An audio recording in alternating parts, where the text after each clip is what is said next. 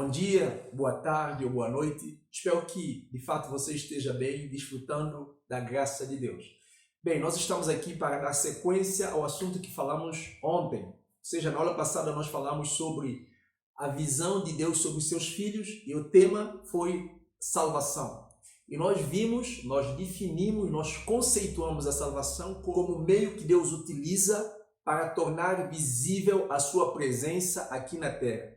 O pecado criou separação entre nós e Deus, e agora Deus, para se manifestar-se no mundo, ele salva pecador e ele morre no pecador para tornar visível a sua manifestação aqui na terra, e assim ele manifesta o seu reino. Então, nunca esqueça disso. Então, a visão de Deus sobre você, a visão de Deus sobre mim, é essa visão. E nesta segunda aula vamos falar exatamente sobre a natureza da vida com Deus, para nós entendermos esse processo de revelarmos Deus, de manifestarmos Deus através da nossa vida, através da nossa carne aqui no mundo, através do nosso corpo. Nós precisamos entender a natureza de vida com Deus. Bem, eu quero que você entenda, em primeiro lugar, que a natureza de Deus ela é espiritual. Deus é espírito. Porém, se você percebe, o mundo em que você está é um mundo físico. O céu é físico, a terra é físico, o mar é físico, você e eu, nós somos físicos. Presta atenção, tudo que você conhece físico, ele é sustentado, ele é mantido por Deus. Deus é que está dando força, Deus é que mantém o universo físico com vida, certo? Então, observa que é o espiritual que mantém, que sustenta e que dá vida ao que é físico. Por isso o apóstolo Paulo vai dizer-nos que o que de Deus se pode conhecer, ele se manifestou por meio da sua criação. Ele disse que os atributos invisíveis de Deus se tornam visíveis por meio das coisas criadas, de forma que fica sem desculpa qualquer homem que queira dizer que Deus não existe. Então não há desculpa debaixo do céu para uma pessoa dizer que não conhece a Deus, porque a prova da existência de Deus é nítida, é real por meio de tudo que você conhece como físico. Romanos capítulo 1, versículo 20, a propósito, é onde está a referência que eu acabei de citar. Presta atenção. Então, para você viver no mundo físico, você precisa de nascer no mundo físico. Então, vamos lá. O que é a vida espiritual? A vida espiritual é uma referência, é um termo para falar de um processo que envolve três dimensões na vida humana: o nascimento, o crescimento e o amadurecimento. Como nós nascemos no mundo físico? Nascemos no mundo físico através da concepção. Quando a nossa mãe deu à luz, nós viemos a viver e a experimentar o mundo que nós nunca havíamos conhecido, que é o mundo físico. E agora, como nós podemos nascer no mundo espiritual? Como conhecemos o mundo espiritual? Deus, quando envia Jesus para o mundo, havia um casamento marcado para acontecer. O casamento entre José e a Maria. José fica sabendo que Maria estava grávida e ele tenciona desfazer o compromisso de casamento por conta de vergonha, por julgar ser traído pela Maria. Então José toma aquela decisão de não casar com a Maria. Enquanto José ponderava esse pensamento, ele foi dormir. Deus, mais uma vez, se humaniza. Deus, o Espírito de Deus se manifesta de forma humana, através de um anjo falando audivelmente para José, no sonho, falando para José que ele não devia ter medo. Então o anjo fala para José: José, não temas, não tenha medo, não fica preocupado, não fica pensando coisas à toa, porque o que está para acontecer com Maria é que ela foi grávida pelo Espírito Santo e ela vai dar o filho e esse filho será salvador do mundo. O que estava acontecendo? Deus queria salvar o pecador. Deus queria viver no mundo físico. Somente que para Deus viver no mundo físico, ele precisava de um corpo para ele se humanizar-se, para ele tornar visível. Então ele vem, através do Espírito Santo, tomando o corpo de Jesus e vivendo no corpo de Jesus nesse mundo físico, para ele abraçar, para ele amar, para ele falar, para ele de fato salvar a humanidade. Então, quem é Jesus? Jesus é Deus na carne do homem. Jesus é apenas o Espírito Santo usando o meio humano para concretizar o plano da salvação. Tá? A gente quer então que você comece a desmistificar algo que muitas vezes parece muito difícil a gente apropriar-se das coisas de Deus, das promessas de Deus, da vida espiritual. O mesmo processo que acontece com Jesus acontece agora com você. Agora, Jesus, por nascer dessa forma misteriosa através do Espírito Santo, mas possuindo um corpo humano, agora, observa que aqui nos fala o Evangelho de João, capítulo 1, no versículo 12. O apóstolo João vai dizer que a todos quanto receberem, dou-lhes o poder, dou-lhes o direito de serem feitos filhos de Deus, a saber, os que creem no seu nome. Ele está dizendo que aqueles que recebem Jesus, aqueles que são aceitos por Jesus, nascem na família de Deus. Você nasceu no mundo físico, agora através de Jesus, você nasce na família de Deus. Observa no versículo 13, ele vai dizer: os tais não nasceram da carne, nem da vontade do homem, mas sim da vontade de Deus. Presta atenção. Quando nós aceitamos Jesus, quando Jesus nos aceita, logo nós fomos ligados na dimensão espiritual. Até agora nós conhecíamos a realidade do mundo físico, o mundo de sofrimento. A dispensa de Deus estava oculto ou oculta para nós. Nós não tínhamos acesso à dispensa de Deus. Agora, quando nós nascemos na família de Deus, é o mesmo Espírito que gerou Jesus, que agora, através de Jesus, está nos gerando na família de Deus. Agora, então, nós fomos colocados no mundo espiritual. Então, agora eu tenho acesso ao mundo físico e tenho acesso ao mundo espiritual. Outrora, eu não tinha acesso ao mundo espiritual, eu só tinha acesso ao mundo físico. Agora, em Jesus, eu tenho acesso ao mundo espiritual. Entenda isso. Você tem acesso à presença de Deus e Deus é fonte da bênção que você precisa para viver. O que está acontecendo com a sua salvação? O ato da sua salvação não é mais nada do que Deus Espírito querendo se humanizar-se. É Deus querendo relacionar-se no mundo físico. E para isso ele precisa de um corpo. Para isso ele precisa de uma vida. E ele então agora toma a sua vida para se encarnar ali, para mover no mundo através de você e através de mim. Presta bastante atenção em algo muito importante aqui. Já falamos então sobre esse processo de nascimento.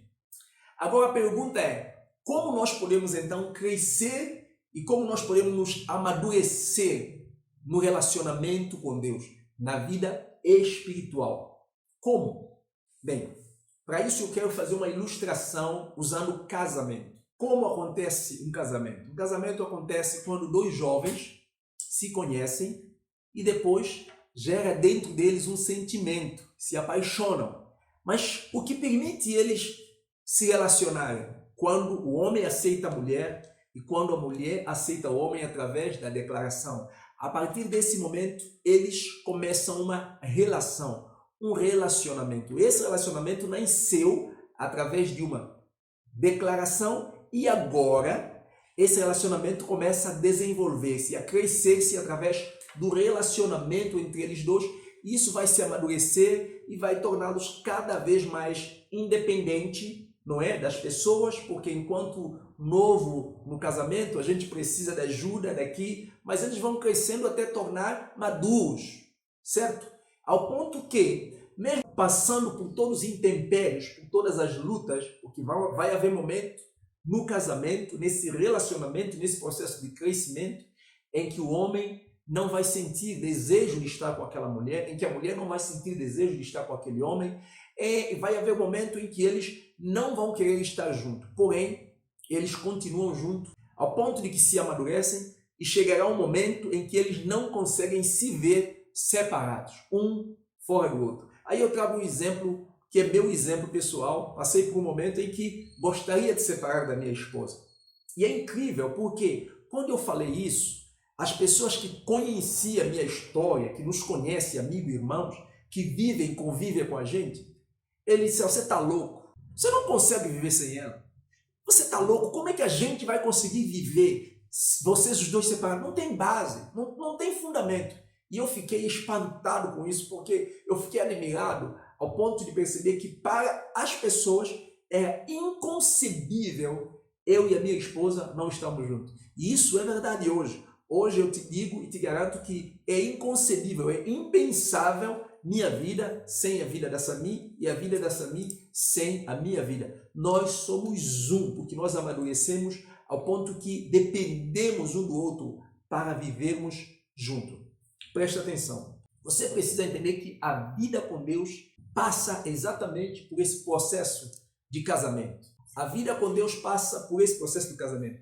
A vida com Deus não vive de conveniência, mas ela é baseada em convicção.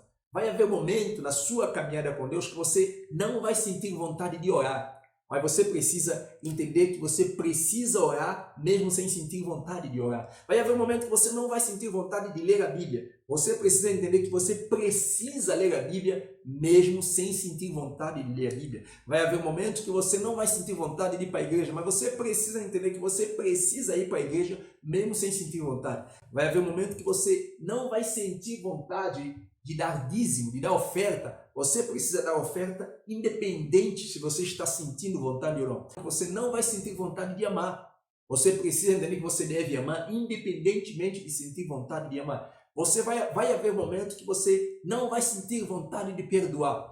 Você precisa entender, na vida com Deus, que você precisa perdoar independente de sentir vontade. Vai haver um momento na vida com Deus que você não vai sentir vontade de cantar. Mas você precisa entender que na vida com Deus, você precisa cantar apesar de sentir vontade de cantar. Presta atenção. Nós amadurecemos no nosso relacionamento com Deus, vivendo no poder e na capacitação do Espírito Santo, e não com base no nosso sentimento. Certo? Presta bastante atenção. Jesus é o exemplo que nós temos a seguir. Jesus, ele foi à cruz, mesmo sem sentir vontade de ir à cruz. Em Getsemane, Jesus não sentiu vontade de ir à cruz, mas Jesus foi à cruz apesar de não sentir vontade de ir à cruz. Presta atenção, Jesus orou quando ele não sentiu vontade de orar. Lembra, no momento em que Jesus estava no mar, havia uma grande tempestade, e aí os discípulos começaram a ficar com medo, sentiram apavorados, pensando que eles iriam morrer por causa daquela tempestade. E eles acordam Jesus do sono profundo, diz a Bíblia. E Jesus, quando acorda, Jesus fala para eles: cadê a vossa fé? Eu estava dormindo, por que vocês não oraram? Ou seja, a vontade de Jesus é continuar dormindo. A vontade de Jesus é que eles exercessem a fé deles, que eles orassem. Mas Jesus orou, parou a tempestade, apesar de ser a vontade dele, está dormindo. Vai haver um momento em que você vai sentir vontade também, está dormindo, de não querer perdoar, mas você precisa entender que a vida cristã não depende do seu sentimento, mas depende da convicção da presença de Deus na pessoa do Espírito Santo na sua vida. A ideia de Deus é que cada vez que você conecta com uma pessoa no mundo, as pessoas tenham contato com o próprio Deus, com a igreja de Deus. Deus é Espírito. E então, a vida espiritual diz exatamente desse processo de Deus usar o corpo humano para manifestar-se no mundo. E lembra que a vida com Deus, então, é seguir exemplos de Jesus. E quando isso acontecer na sua vida, quando você viver com base em convicção e não com base em conveniência, você vai perceber, você vai começar a enxergar a vida na perspectiva de Deus. E isso só é possível quando você começa a seguir a Jesus obedecendo a palavra de Deus. Nós seguimos a Jesus olhando para os exemplos que ele deu na Bíblia. E nós seguimos a Jesus olhando para a palavra de Deus, o que a palavra de Deus nos orienta. Preste bastante atenção. A essência do pecado é um deslocamento de afastarmos de uma vida centrada em Deus para vivermos uma vida focada em nós mesmos. Preste atenção. A essência do pecado é um deslocamento de nós afastarmos de uma vida centrada em Deus para focarmos numa vida centrada em nós mesmos, em nossos sentimentos, em nossas vontades, naquilo que a gente sente. Deus não te chamou para viver com base no seu sentimento. Deus te chamou, a partir de hoje, para viver com base no sentimento de Deus. O sentimento de Deus está na Bíblia. Vive a Bíblia, que você vai manifestar o sentimento de Deus. E quando isso acontecer, presta atenção. Aos poucos, você vai errar menos, você vai acertar mais. O que vai acontecer é que cada vez que você chega na presença das pessoas, elas vão sentir a presença de Deus agindo em você, porque você entendeu essa verdade. Você entendeu que tudo que se move no mundo físico é manifestado pela força do poder de Deus agindo por detrás disso. E é nessa força que você tem que entender, você tem que se mover. E quando isso acontecer, você vai, diante das pessoas, manifestar o caráter de Jesus através do que você vai falar, através dos pensamentos que vai subir na sua cabeça, através do sentimento que vai descer para o seu coração. Presta atenção, as pessoas que vão te ouvir, elas vão sentir a presença de Deus. As pessoas que vão te ouvir, elas vão ser abençoadas pela presença de Deus. As pessoas que estão no pecado não vão suportar conviver com você, mesmo que você não saiba do pecado dela, porque a presença de Deus vai tomar cada fibra do seu ser e você vai manifestar a glória de Deus. Entenda esse processo. Não depende do seu sentimento, certo? Assim é o processo natural de tudo. É com lutas. É um dia de cada vez que nós vencemos. E eu quero terminar dizendo para você o seguinte. Na medida que você segue a Jesus, Ele levará você à vontade de Deus. O relacionamento é que te permite experimentar o agir de Deus na sua vida. João capítulo 1, João capítulo 14, versículo 21, Jesus disse: quem tem os meus mandamentos e guarda é o que me ama.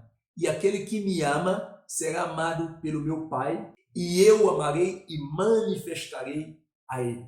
A vida espiritual é Espírito Santo tomando o corpo humano para manifestar, para humanizar a graça, o amor, a bondade e o perdão. E a primeira pessoa a ser abençoada com essa graça é você, que é agora o vaso do Espírito Santo. Que Deus te abençoe e deixa ali o seu comentário.